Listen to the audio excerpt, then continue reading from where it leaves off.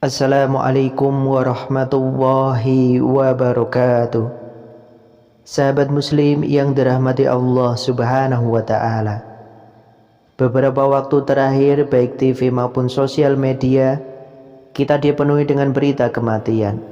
Pada dasarnya kematian adalah takdir seluruh makhluk, manusia ataupun jin, hewan ataupun makhluk-makhluk lain, baik lelaki ataupun perempuan, tua ataupun muda, baik orang sehat ataupun sakit. Seperti dalam firman Allah Ta'ala yang artinya, tiap-tiap yang berjiwa akan merasakan mati, dan sesungguhnya pada hari kiamat sajalah disempurnakan pahalamu. Barang siapa dijauhkan dari neraka dan dimasukkan ke dalam surga, maka sungguh ia telah beruntung. Kehidupan dunia itu tidak lain hanyalah kesenangan yang memperdayakan. Quran Surat Al-Imran ayat 185. Semua yang bernyawa pasti akan mati sesuai ajalnya atas izin, takdir dan ketetapannya. Siapapun yang ditakdirkan mati pasti akan mati meskipun tanpa sebab, dan siapapun yang dikehendaki tetap hidup pasti akan hidup.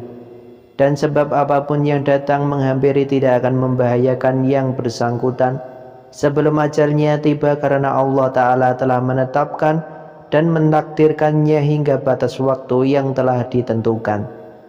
Tidak ada satupun umat yang melampaui batas waktu yang telah ditentukan. Ibnu Utsaimin rahimahullah berkata, renungkanlah wahai manusia, sebenarnya kamu akan dapati dirimu dalam bahaya, karena kematian tidak ada batas waktu yang kita ketahui. Terkadang seseorang manusia keluar dari rumahnya dan tidak kembali kepadanya karena mati. Terkadang manusia duduk di atas kursi kantornya dan tidak bisa bangun lagi karena mati. Terkadang seseorang manusia tidur di atas kasurnya, akan tetapi dia malah dibawa dari kasurnya ke tempat pemandian mayatnya karena mati.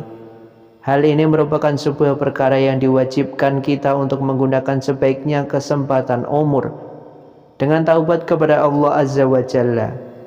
Dan sudah sepantasnya manusia selalu merasa dirinya bertaubat, kembali menghadap kepada Allah, sehingga datang ajalnya dan dia dapat sebaik-baiknya keadaan yang diinginkan.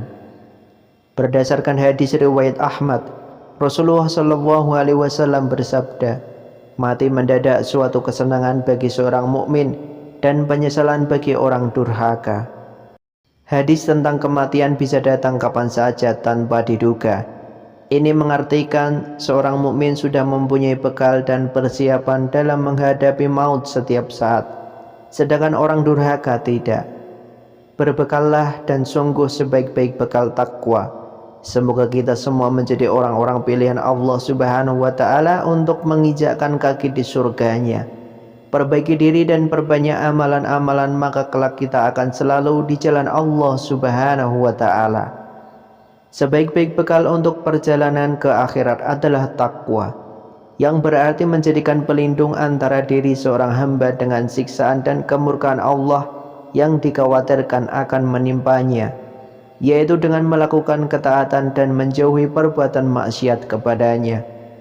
Ucapan Imam Ibnu Rajab dalam kitab Jami'ul Ulumi wal Hikam, maka balasan akhir yang baik hanyalah Allah peruntukkan bagi orang-orang yang bertakwa dan membekali dirinya dengan ketaatan kepadanya, serta menjauhi perbuatan yang menyimpang dari agamanya. Balasan akhir yang baik yaitu surga bagi orang-orang yang bertakwa. Golongan orang-orang yang dicabut nyawanya dengan lembut. Disampaikanlah di permulaan mengenai sifat dari malaikat maut. Sifat itu terdapat pada surat An-Nazi'at ayat 1 dan 2 yang menjelaskan bahwa ada dua jenis sifat dari malaikat maut, yaitu pertama, malaikat maut yang saat mencabut, ia mencabut nyawa orang itu dengan sekeras-kerasnya dan sedalam-dalamnya, atau bisa disebut naziat.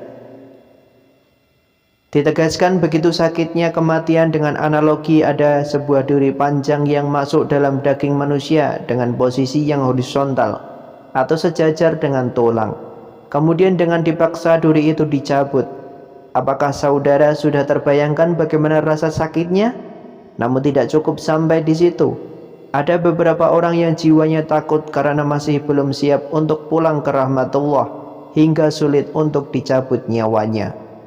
Meski demikian tetaplah ditarik kembali terus-menerus oleh malaikat, bagaikan pohon yang keras yang perlu terus-menerus membutuhkan berkali-kali cabutan agar dapat tercabut pohon itu.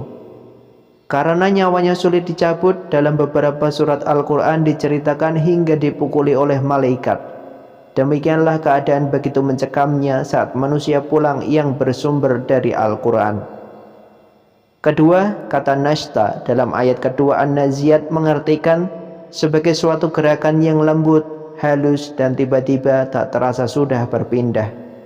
Nabi Muhammad SAW mengilustrasikan jika terdapat sebuah selai rambut yang halus, lembut, dan tipis yang ada dalam sebuah adonan yang halus, lembut, dan tipis juga. Kemudian diambillah helaian rambut itu dalam adonan tersebut dengan lembut dan telah terjadi perpindahan yang nyaman. Contoh orang-orang dari perumpamaan ini ialah orang-orang meninggalnya di saat sedang tersenyum.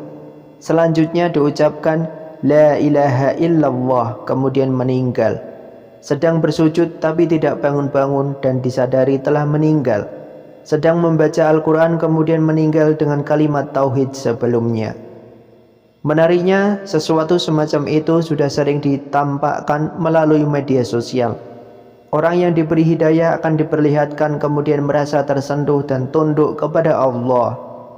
Itulah tugas malaikat yang kedua, untuk mengambil nyawa seorang dengan selembut-lembutnya dan sehalus-halusnya, yang mana ia dapatkan jauh lebih ringan daripada golongan yang pertama tadi. Terdapat ciri-ciri berkeringat bagi orang yang husnul khatimah, mengartikan tetap adanya rasa sakit namun hanya selembut perumpamaan tersebut.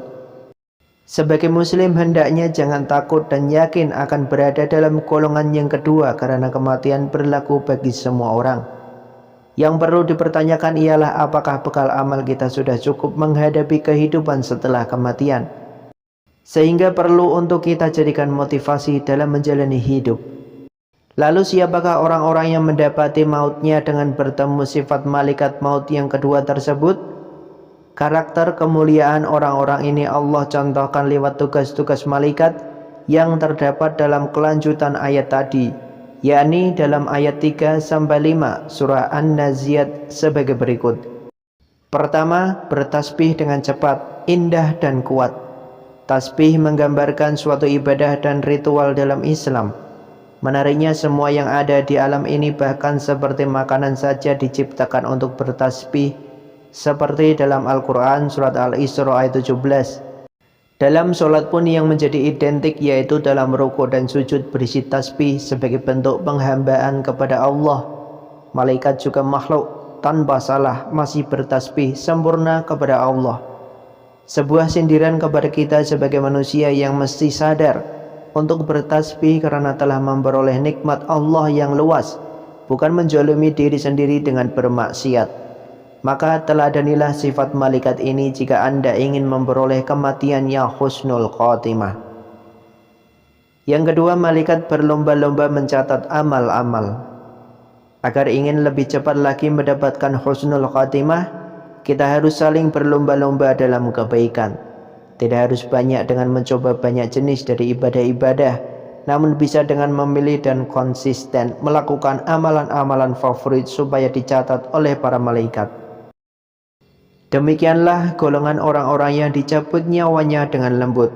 Semoga kita bisa konsisten beribadah dan saling berlomba-lomba dalam kebaikan agar kematian kita dipertemukan dengan sifat malaikat maut yang mencabut nyawa dengan lembut selembut-lembutnya. Wallahu a'lam bishawab. Semoga bermanfaat. Wassalamualaikum warahmatullahi wabarakatuh.